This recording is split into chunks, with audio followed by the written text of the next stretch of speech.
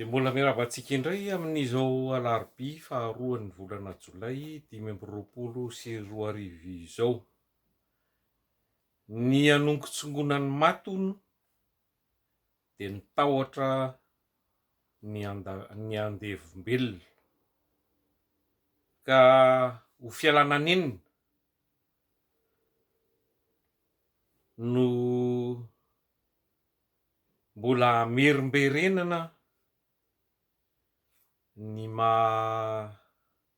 gravy, mahasaropady, crucial, vital, zany hoe iankinan'ny ain'ny firenena malagasy ity resaka momba ny Îles et Parsa ity. En danger de mort ny fiandrianam-pirenena malagasy. Zany hoe fofon'ny Macron ny ain'ny firenentsika noho ny fibodony tsy andrariny fa nitsakitsahana ny lalàna iraisam-pirenena ireo nositsika mazava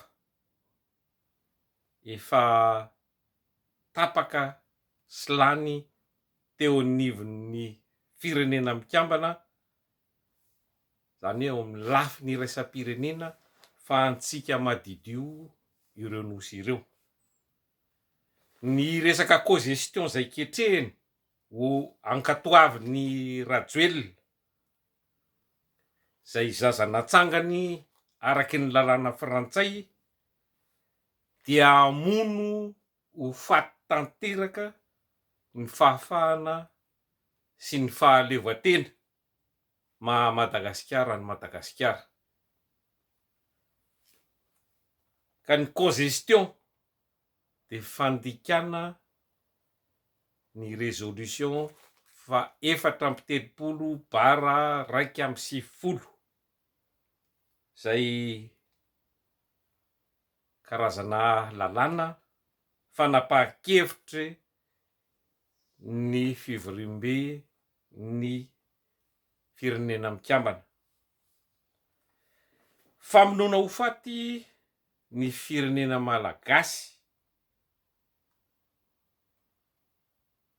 izay azo arina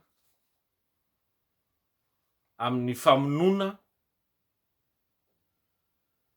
olona tsy manatsiny, olona manana ny rariny, zany hoe famonoana ho faty, fanameloana ho faty tsy andrariny. Hitantsika ireny famonoana ho faty amina seza elektrika na fantsindrona pozina izay famaizana ireo olona nanao heloka be vava.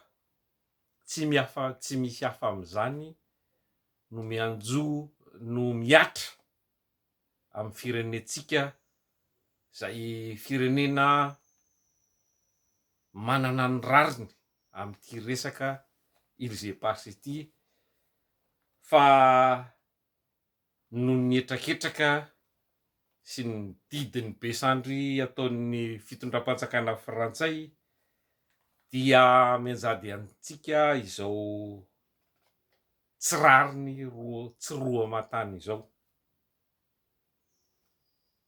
Ka miantso ny mpiray tanindrazana rehetra rehefa mety ho malagasy, zavatra andraikitra sy adidy mavesatra eo amin'ny conscience-ntsika rehetra zao zava-mitranga zao, satria ohatry mitazataza-potsiny daholo ny manam-pahaizana, ny manam-pahefana na miaramila na sivily na tsy haiko intsony, fa dia mitaza-potsiny mijery ny fahavoazana sy ny zava-doza mety hiatra amin'ny firenentsika noho izay fitazama-potsiny izay. Ka miantso antsika rehetra asio posy ity vidéo fohy ity ho fandavana ankitsy rano ny cogestion na inona ho tapahan'ireo mba ho fanavotana ty tanindrazana malala antsika ity.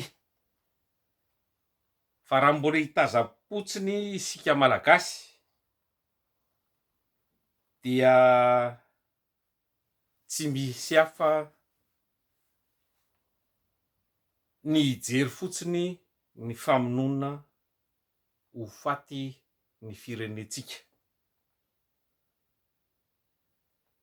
Ohatra tsy misy hafa amin'ny mandevombelona ny firenentsika isika raha hitazapotsiny, ka alahoery andao hirahina, raiso ny ampinga, andao hitolona, andao hiady avoto Madagasikara. Masina ny tanindrazana.